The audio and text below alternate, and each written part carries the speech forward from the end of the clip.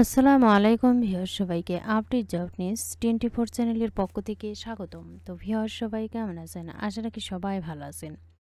আজকে যে বিষয়টি আলোচনা করবো এটা হলো 18তম শিক্ষক নিবন্ধনের লিখিত পরীক্ষার ফলাফল কবে প্রকাশ করা হবে এ সম্পর্কে ভিডিওতে বিস্তারিত বলে দেওয়ার চেষ্টা করব। তবে ভিডিওটি শুরু করার আগে আপনাদের কাছে একটা রিকোয়েস্ট থাকবে।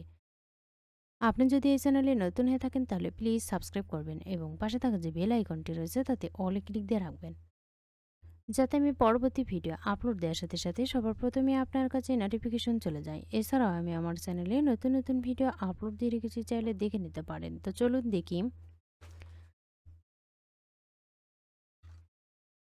18তম শিক্ষক নিবন্ধনের লিখিত পরীক্ষার ফল অক্টোবরে। 18তম শিক্ষক নিবন্ধনের লিখিত পরীক্ষার ফল অক্টোবরের প্রথম দিকে প্রকাশিত হতে পারে। এজন্য পরীক্ষকদের দ্রুত খাতা মূল্যায়নের কার্যক্রম শেষ করার তাগাদা দেওয়া হয়েছে।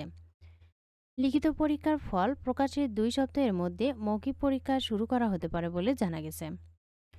বেসরকারি শিক্ষক নিবন্ধন ও প্রত্যয়ন কর্তৃপক্ষের একটি সূত্র আজ সোমবার ডেইলি ক্যাম্পাসকে জানিয়েছে 1700 এর বেশি পরীক্ষক 18তম নিবন্ধনে লিখিত পরীক্ষার খাতা মূল্যায়ন করছেন। একই খাতা 2 জন করে পরীক্ষক মূল্যায়ন করবেন। প্রত্যেক পরীক্ষা খাতা মূল্যায়নের জন্য 15 দিন করে সময় পাবেন। প্রথম পরীক্ষা খাতা মূল্যায়ন শেষে প্রধান পরীক্ষকের কাছে খাতা জমা দেবেন। এরপর দ্বিতীয় পরীক্ষক খাতা মূল্যায়ন করবেন।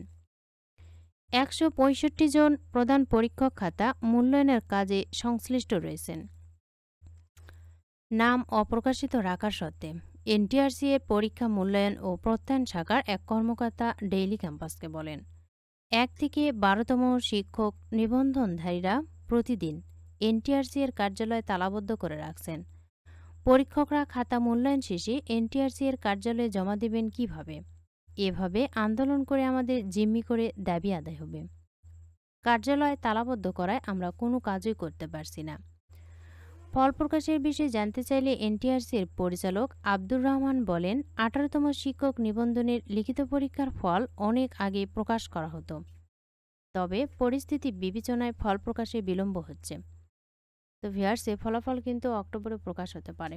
ফলাফল প্রকাশ হওয়া মাত্রই জানিয়ে দেওয়ার চেষ্টা করব। ভিডিওটি ভালো লাগলে অবশ্যই লাইক, কমেন্ট এবং শেয়ার করবেন। আর নতুন নতুন ভিডিও পেতে চ্যানেলটিতে অবশ্যই সাবস্ক্রাইব করে রাখবেন। এতক্ষণ ধৈর্য সহকারে ভিডিওটি দেখার জন্য সবাইকে ধন্যবাদ। সবাই ভালো থাকবেন, সুস্থ থাকবেন। আবারও দেখা হবে নতুন কোনো ভিডিওতে। আজকের মতো পর্যন্তই।